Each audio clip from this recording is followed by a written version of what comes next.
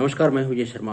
आज मैं आपसे 2-3 विशेष बात शेयर करना मुनासिब समझता हूं और बहुत ज़रूरी भी है। हो सकता है वो ऐसी आदत हमारे अंदर हो या हमारे किसी सगे संबंधी के साथ में हो या जिस संगत में हम रहते हैं उसकी आदत हो, तो ये बहुत ज़रूरी है। धूम्रपान को लेकर पहले बात मैं करता हूँ धूम्रपान की।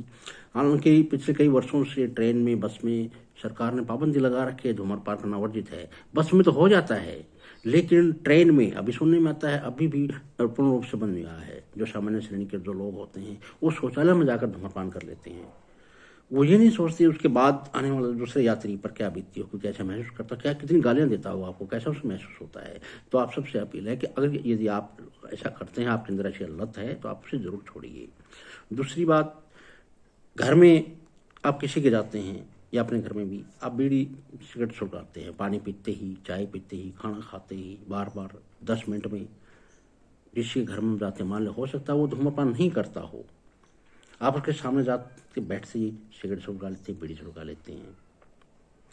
आप तो धुआं अंदर लेते हैं फिर बाहर छोड़ते हैं, हवा में फैलाते हैं और सामने वाले के अंदर वो बीमारी आप छोड़ देते हैं, क्योंकि सांस तो उसको लेना होता है, उसके सांस के बलबूते अंदर बीमारी प्रवेश करती है। हो सकता है आप बीमार नहीं हो, लेकिन फिर भी आप ऐसा करने पर मजबूर हो जाते हो, सामने वाले को बीमार होना ही होना है। बहुत से लोग गली में चलते चलते धूम्रपान उड़ाते रहते हैं। भैया थोड़ा आप सोचा करो, आप तो जा रहे हैं, आपके पीछे कौन, छोटा बच्चा, बड़ा, बूढ़ा, बुजुर्ग कोई भी आता है, तो आपने ऐसा महसूस करना चाहिए कि आप गलत कर रहे हो। आप एकांत में कहीं, बिल्कुल अगर आपको पीनी है तो एकांत स्थान में आप जाइए, अकेले पिए बस। घर में भी आप मान लो आप कब किसी कमरे में बंद हो, छोटे बच्चे हों या घर में कोई सदस्य हो, आप उसको भी बीमार करने पर मजबूर कर देते हैं, बीमार होने पर। तो ये एक बहुत बहुत बुरी लत है।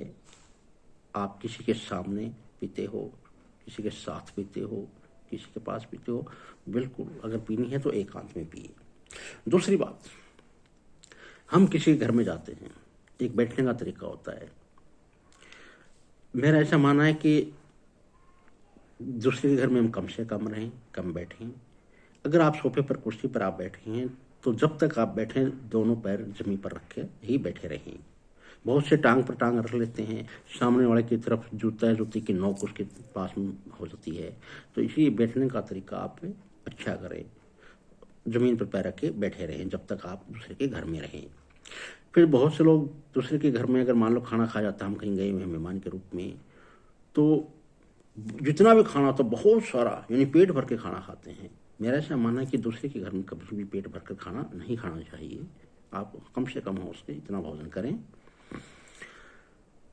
तीसरी बात यह है बैठने का तरीका। मैंने कईयों को तो ये देखा है कि पैरों को फोल्ड कर लेते हैं, कुर्सी पर भी, मानो वो सोफे पर कुर्सी पर बैठे हैं तो अपने दोनों पैरों को उठाकर ही सोफे पर कुर्सी पर रख लेते हैं, उसका बैठने का इतना असभ्य तरीका होता है।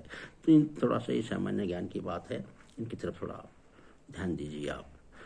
वीडियो लंबा हो जाएगा, अगले वीडियो में फिर इसके आगे के पार्ट की बात करूंगा मैं।